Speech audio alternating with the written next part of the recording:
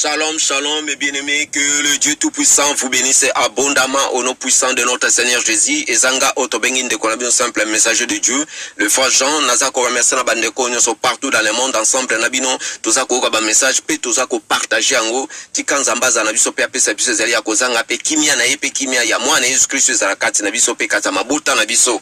Lelo na ye lisusu na message o ezali deuxième partie à message on Zambie atali sa biso la fois passée ou aussi razo tali sa biso sur razo révélé biso sur la troisième guerre mondiale. Pourquoi Nzamba za ko continuer ko avertir biso ko tali sa ba Nzambe ko tali sa basal na ye parce que tout le monde a de temps en temps et des tensions où ils ont régné entre ba grand et des décisions na bango bazo continuer kotinda minduki eningolo ba ete donc bazui décision ba kosunga pays wana ti elunga bitumba to tomoni guerre contre guerre donc eningolo ba ke Europe eza na danger bande konanga ete to fanda diaspora ba guerre eza na ba porte ya banda kuna biso donc Europe eza na danger monde eza na danger ou tozoluka ke eloko moko éclater à troisième guerre mondiale ou ko ferte mokili momba pourquoi bazo linga ba mema kao.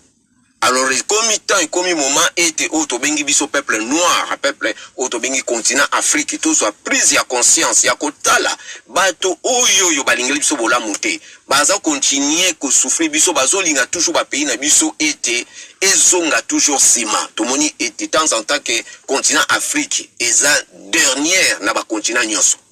Donc, eza vraiment autobengi na suka ba continent nyoso. Donc, développement zate makam mingi zo marché te. Donc, tant que ça qu'on mona ba entre bango na bango, ba komi ko chamaye, ba komi ko bunda, ba komi ko bomana. Donc, il dit que le baké biso to saisi opportunité pour na ko bima na boumbu na bango. Yango ete nyonso wana eza ko le kande to bi que nous sommes à guerre. Guerre to zana ngo to zana guerre physique, to zana guerre spirituelle. Dès que oh le diable kitaka na mabere awa, donc to baké to zali na ou to bengi guerre mondiale spirituelle. O yazo bunisa biso partout. Na kata bomo ina biso na kata ba famille na kata ba pays dongi na molimo pe na otobengi na mosuni yango ete nyonso wane zoleka ndeko nanga ezali eloko moko o ebomba na sima eniko lobake Nzambe alingi accompli maloba o ya lobaki donc accomplissement ya ba otobengi ya ba prophétie o elobama na ba Nzambe na basal na Nzambe oyo ba étranger mingi baloba Nzambe alingi accomplir Nzambe alingi restaurer makambo oyo ya lingaki asala de ingolo bake justice contre les méchants ya ngomondo de temps en temps ezana makambo ko bomba na kati wana ete balingi oyo to bengi makambo ani salemate to yebi bien oyo lobama ke lumière ko éclairer na RDC et ko éclairer Afrique pe mokili mobimba et te diable akoko tikelo kwana esalemate yango moni ete to kolinga to expliquer lolenge nini makambo o ezoleka eloko nini juste ezoleka na mokili pour nous faire comprendre le peuple de Dieu partout dans le monde. Yango ete tokotali sa aussi bilembo nango pe ete tozako senga na peuple de Dieu tous à la vrais adorateurs. Toi na présence ya Nzambe, totika ko encourager le mal, totika ko adorer batu oto yebite.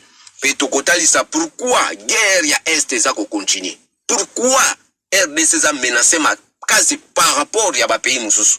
Et pour na lini balingite mboka ne bonga. Ezana bilembo ekolakisa tokotalisa yango pelolenge nini Nzambe akweisaki otobengi Goliath oyo azwaki possession ya RDC toyoka kadoba ke bateka RDC na monde à ténèbres botuna kate royaume nini royaume monge ezaki wapi et puis leader na ngwaza nani et puis est-ce que makambole kaka ni wana histoire ezate lelo torukato faire comprendre yango et pourquoi papa oyo ngambo wana aza ko continuer kotake otobengi RDC eloko nini bombami banani baza sima na ye et pourquoi zo sala makambo nyonso wana tokoluka to yeba yango pe tokoloba ba auteur ya makambo nyonso o tobengi balisanga ya bandoke bazo sangana po balingi mokili et marcher malamu te pe to vivre ba bien fait Nzambe te banani yango basangadi bazala banani na banani bazo bundisa biso banani tokoluka to yeba yango pe na suka tokoloba sur ya discours o tobengi ya président ya Russie elinko loba nini yango ndeko nanga ete pona kokota na message na biso tokoluka nini to sa nini to tonda Nzambe pi tokoti na message na biso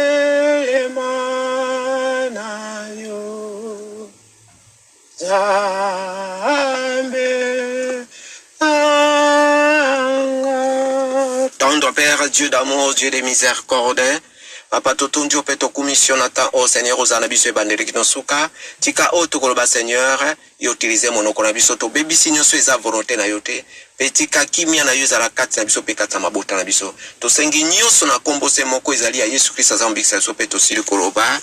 Amen. Bien, shalom shalom peuple de Dieu ndenge na lobaiki ke nous sommes à guerre. Ce que total a été na Jérémie, Tokotanga na Jérémie chapitre 1 verset 19, alubi ils te feront la guerre, mais ils ne te vaincront pas, car je suis avec toi pour te délivrer, dit l'Éternel.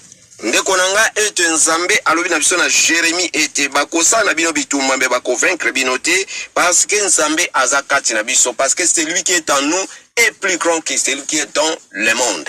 Yango ete ndeko soki toza kwa kopesa message ya pona ko bangisa te za pona ete to redoubler d'effort parce que to moni de temps en temps auto bengi G7 baza ko multiplier ba réunion tango bazo sala ba réunion na moi ete bazo sala pe ba réunion na butu réunion na biso zali ni réunion na biso c'est la prière to kota lo sambo ndenge tozo mona bandeko bazo ke na bangomba na bazamba ko prier bazo luka nzambe esenga na biso toza na attitude wana ete toyebi ete makambo ne sobe kanzamba zo konchi kotalisa biso tokomona sur o to bengi message na biso na yokaki papa na biso o to bengi papa Didier aza na France ete nzambe aza kotalisa ye nzambe aza kotalisa ye sur alobi na yeke ayebisa bana na ye ete batia ba provision na ndako. Alors toyebi message wana eza lelo te bato balobi yango pe tolobaki yango tozo kontie kolobango nzambe azo kontie ko averti biso po aza komona lolenge nini ete oyo tobeni monde à ténèbres baza ko organiser pona koluka ko ya kolukani ko participer oyo tobengi agenda na oyo azolinga sala ba bien fait kati na biso yango ete tangu ye alobi message wana papa diye na France nga na lobi que Dieu soit loué parce que nga pe nzambe atalisaki nga ngo dans le baquet après 3 jours ya yokopesa message wana ete nzambe atalisaki nga ezalaki naza kolota ndoto ezalaki songe misaki ndoto ya mukuse namoni ba grand baza na kata réunion ba na kata réunion na kata salle moko basosola groupe ba to ba misoso ba bimi na zomo na bango babandi ko sepela balobi makambo to ngaki sala na mokili e bandi ta place na zalaki na simbi mutu na lobi ah Seigneur sikoyo bande ko na biso na Afrique basaka na babitide ya kota ba provision te po situation nzo de kamba mboka ona eza ba situation moko vraiment za pasi mingi bakosala ndenge nini ndoto wana ekatani donc elingolo bake biloko tu bazo organiser ba guerre to boni ba guerre mondiale bazo linga ete basala nini ba mema mokili na kao ekomema yango eko permettre bango ete d'abord baso pa makila parce que makila yango pesa bango makasi ndenge na expliquer na première partie yango moni nzambe aza toujours ko continuer ko avertir biso ko talisa biso ete pote apesa biso otobengi pouvoir ya ko marcher sur ya ba serpent ya ba scorpion et na toutes puissances ennemies moko te ko nuire biso yango ndeko nanga ete tangu tozomona makambo batu basana nzambe bana nzambe bazali kwa koloba papa tozwa makambo seri tozwa ngo na black te soki ba faux bazali ya vrai pe bazali abandeko nanga lolenge nini nzambe asali na vie ya papa na biso to bengi Brice azaki mutu alinga katika biso azali na problème moko ezaki sérieux donc soki na lobi boye ndeko nangai nzamba za ko konche koloba pona koloba ke makambu oyo batu baloba liboso pe bazo konche koloba ezali réel malgré batu nsu pe bazé na ndenge na bango mais aza ko talisa biso eza makambu eza réel tozo ngo sérieux parce que nazali parmi basana nzambe oyo ba prier popo na Brice na bana nzambe partout auto basalaki ba prier mais nga za parmi batu auto prier ki na téléphone eloko nini esalami parce que Brice aza troisième personne na prier pour naï en direct na téléphone na dingi téléphone tozo prier naï ensemble premier moto eza mosali na nzambe un jeune pasteur pa poisona ki mais si na mona kita unazo sala prière en direct téléphone na mona ki lembo moko bo mystère moko pasaki na kati nanga et puis deuxième moto aza beso mosali na nzambe ba poisona ki to sola ki ne to sa ki ne tenir prière na téléphone le même lembo na mona ki elembo pe na monaki na oya seki ya liboso siko tango ekomi na Brice tango nazo prier pa na Brice aza mosali na nzambe te azali frère mais tango nazo prier po na ye na moni sous ministère ango Or, Brice Aza Siko, troisième personne pour la prière pour naï. Après prière, on a dit au contraire qu'il y a prière. Ndena katikati le on a fait quand même moi pas ces alagi toujours à soit qui courage à kobenga ngai. Omoni soki nzamba sali bien fait kati na yo fuko témoigner ngo. Abenga ki alubinga papa Jean tango bandeki ko prier parce que tango la lobine simba loboko. Mona nga na zoro bake loboko nga na simbisio auto simbi eza bisote eza nzambe. Brice a ko mona azui vision a continue vision azomona loboko moko ya munene. Makamsusu alobaki na ngai ye moka kuluka ayeba oyo nzambe atalisaki. Alobi na nga loboko. Loboko amunene papa nga loboko na eza munene ndeni. Po loboko eza toujours amoke. Abi loboko moko ya munene amona ki loboko moko ya munene. Me oyo kolanda sima ye moko ayebi. Pona kolobaki ndeko na nga eza na makambo oyo soko tomoni ba signe oyo ebandi kolakisa makambo eza liso musika te. Nzamba bandi kokoma pona kwa accompli oyo tobengi ba mission na ye. Yango ete ndeko na ngai ndenge tolobaki ete tolobaka toujours basana nzambe bana nzambe tozo parler toujours na auto bengike Afrique ezali berceau humanité réserve mondiale ezana ba recherche eza continent moko riche tomoni aussi basana nzambe bana nzambe étranger tozo parler sur auto bengike ba promesse nzambe atana kati ya RDC donc ba prophétie l'Obama. Papa tolo bangwiza silogante tozwango na forme teke biso kuna mboka weji nzamba taba makambo ezali danger parce que toyebi bitumba na biso ezali recherche et puis étoile diable alanda toujours étoile. Congo ezali pays oyo royaume Congo yango ete lumière ekobima na kati ya RDC sur totali na Esaïe chapitre 60 na verset 1 tangati na 3. Lumière oyo éclairé na RDC, éclairé Afrique, éclairé moki mobimba. Yango moni ete monde à ténèbres de temps à temps à côté lema. Tukulikato expliquer makambo nyoso eloko nini za na kati. Yango ndeko nanga ete tozwa kango eloko moko netili sekite eza danger. Soko za étoile oza na bitumba. Yango tozomo na bitumba ba mboka na ezosilate. Yango moni RDC za menacé à makasi parce que RDC za cerveau ya Afrique pe ya monde. Eza mingi tamsu bazwango to ba onete na vantara boniko loba peni. Non, eza vantarte. Eza makambo nzambe atia. Il faut to loba. Vous connaîtrez la vérité et la vérité et ko rendre biso libre.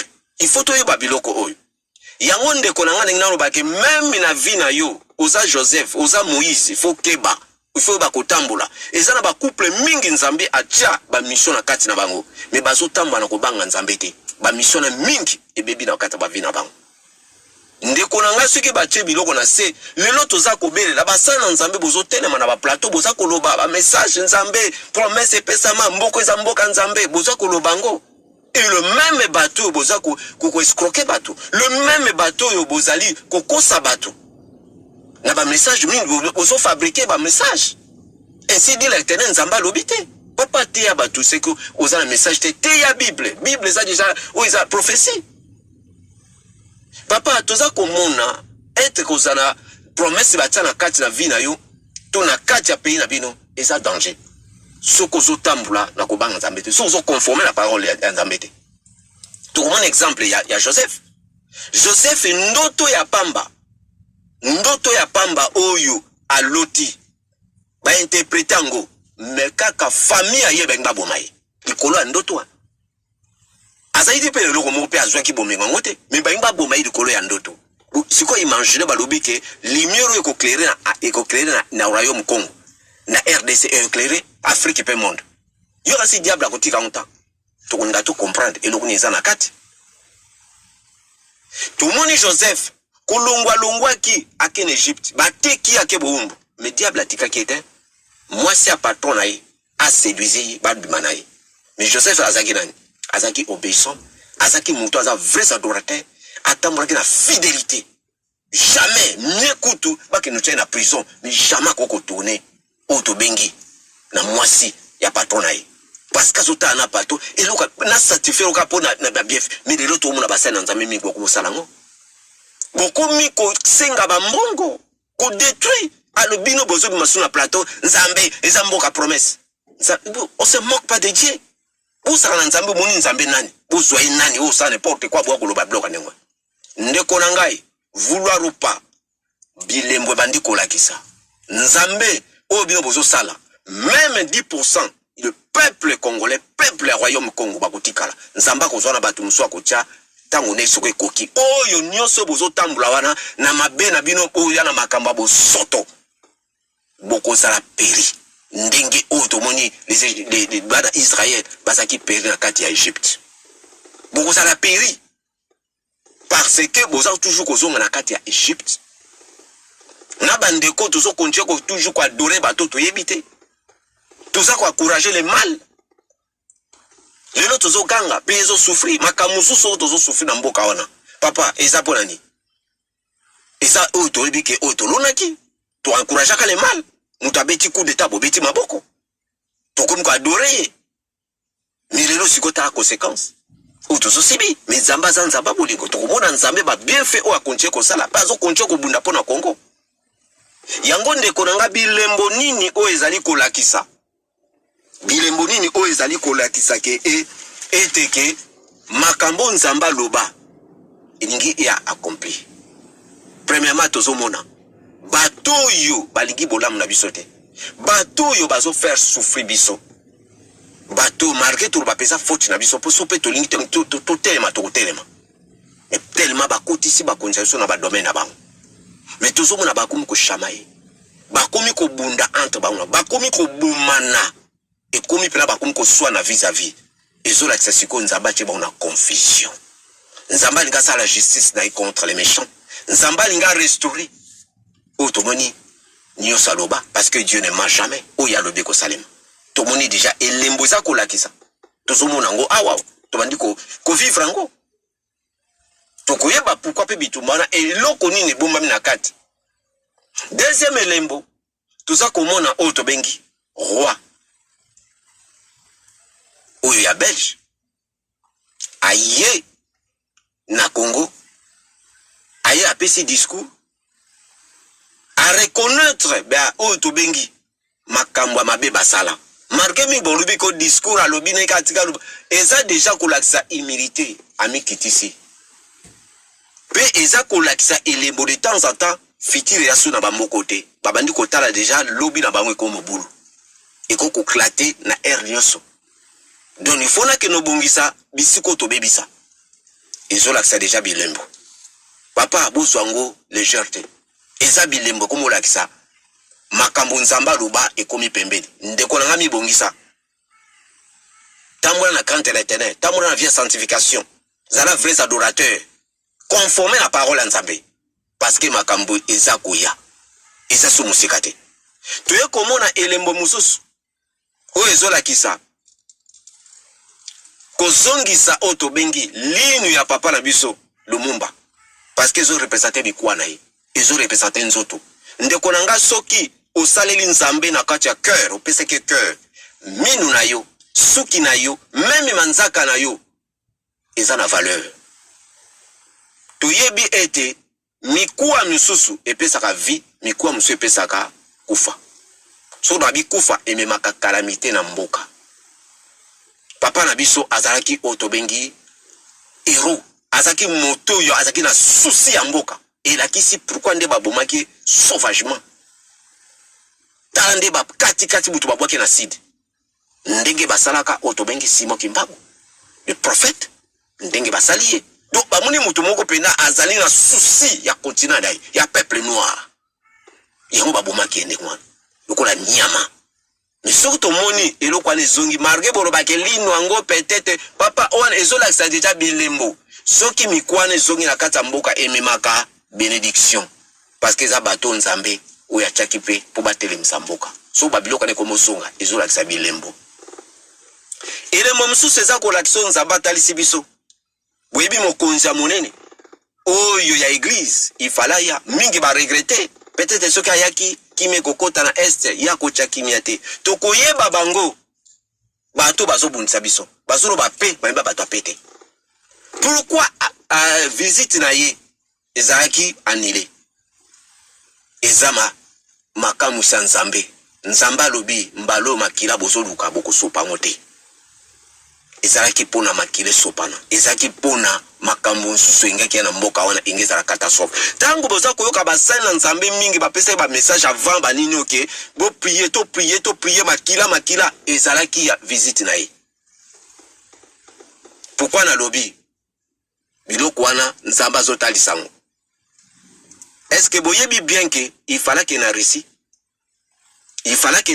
avant aya na RDC ba komaki l'autre gouvernement ya Russie faut répondre bango, mais à répondre bango te Poutine a beaucoup répondre. Or selon la prophétie soki bomoni ake kuna bakutana Poutine tango pesa mokongo makile ko sopana. Donc ingaki bi matam sundenge ya ingaki al makile sopana ta mususu baba mino wana bomemi emeben biso banga baluka ba sije moka lukuta. Minzamba la kisi mino wane ko zonga me yo okunyaka makonte yango bomoni akomaki na chaise roulante. Et te bomoni même kutu ba menasa ki kutu fallait a démissionner. Maintenant c'est bandé ko landaye asali tie fort akomota mona nzete maintenant nous abongite. Papa monde à ténèbres sali ton. Monde à ténèbres so ba programmer que Antoine bakoboma yo jeudi na 11h30. Soki jeudi na 11h30 au koufite tangue les guides à 11h30 to na 11h40 11h40 50 et sili et commis sujet mususu.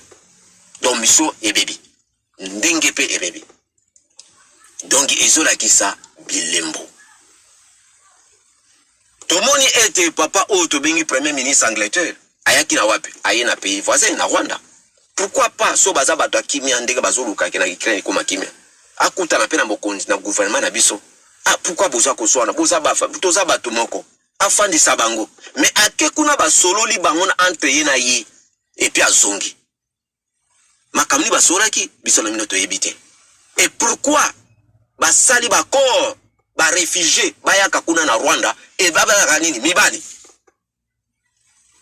planini ba ndai ko sala metango azongi awo démission balongoli papa ekomola kisabi lembo nzamba bandolanda bango moko entre bango na bamba ndiko buntu entre bango na bomba comme na division o ba chaka biso bango moko ba comme na division mais toujours mon honte papa soza na miso molimo ko comprendre makamna na so yebisa yo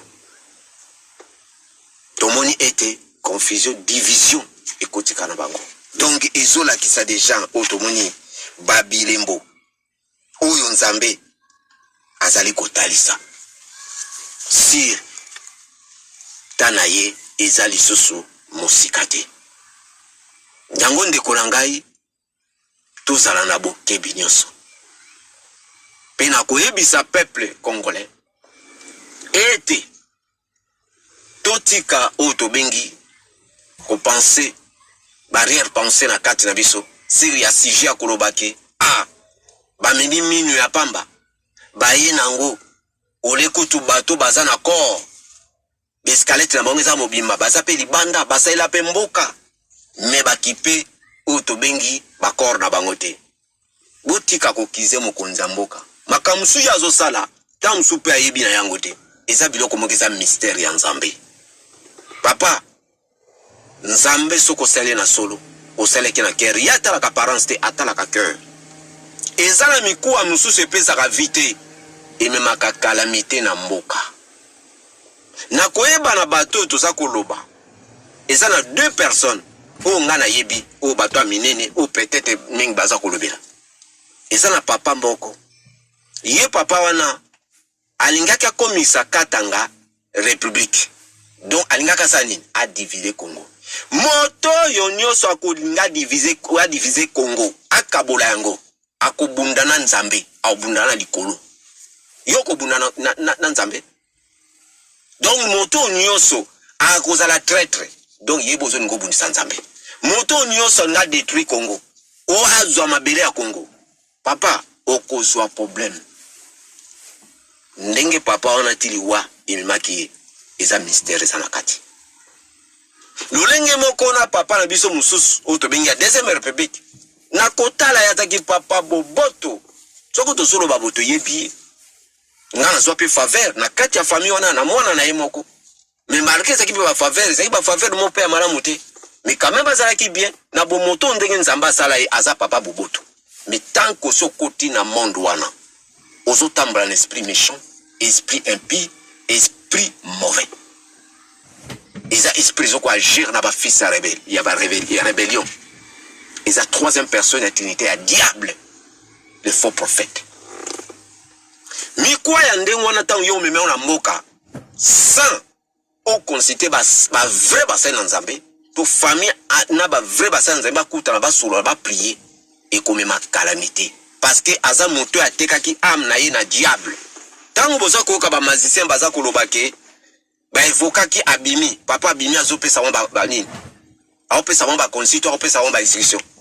Pourquoi pas aya ko bima na mboka oya servaka abongisa wo yango tango to lobake ba koko ba bunda so to keba ba to ba teka ba ba âme na ba na diable mtazo contrôle la âme na ba eza bango te mais ba utiliser ka âme na ye to akome esclave yango moni ba kor wana nyoso pona ko zonga esenga ka ba famille wana baluki ba vrai ba sana Nzambe ba ke ba prier ba sali ba prière nde ba ke na l'état ba sali processus l'état soka sali yango selon ye mais selon oyo muto a servaka diable il faut ba kende na processus wana ba senga bolimisi pa Nzambe nde ba sali processus ba ikukunda ba kor wana na kimia nyoso makambo nyoso papa eza ba kenda na ngulungulu te yango ETP sabiso leçon même au sein ya gouvernement na biso oyo bozo sala un jour iko balukila bino ndenge balukila bango ndenge to moni papa oyo azali na ngambo oyo azobundisa RDC webike azobuma ka tolbi ba congolais te azobuma batuti ba innocent azobuma pe ba hutu oyo pe baza contre makamne ba osala lelo mutane wana soki lelo pu akufi ete gouvernement na iba renverser mais tabita sous corps na ye bako kata mike bako tumba yango to moni même papa na biso ya deuxième république boyebi ba grand o bazaki sima na ye eloko nini banga basala bango bazaki na vie fallait ba kangaye na maboko peuple congolais kangaye akate mike même kotumba pona epesa bato nyonso oyo bazalaka sous ya contrôle na bango ba banga baloba pena en tout cas faut bato to respecter ba omoni je ba komo ko sakana biso parce que bas intelligent mais bas sage. Dolinge poko bendeki azo sala. Est-ce que boye basikoyo rôle yo yazo jouer. Papa na biso auto bengi angambo wana. Rôle ni naza ko jouer. Boye bi rôle ni naza ko jouer. Ezali rôle auto bengi deuxième république a joué ki. Yango yaza ko jouer.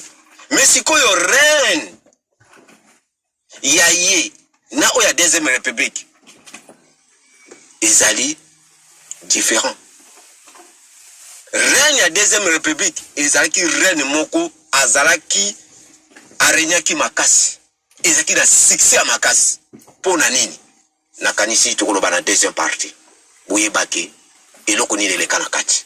Que le Seigneur vous bénisse au nom puissant de notre Seigneur Jésus.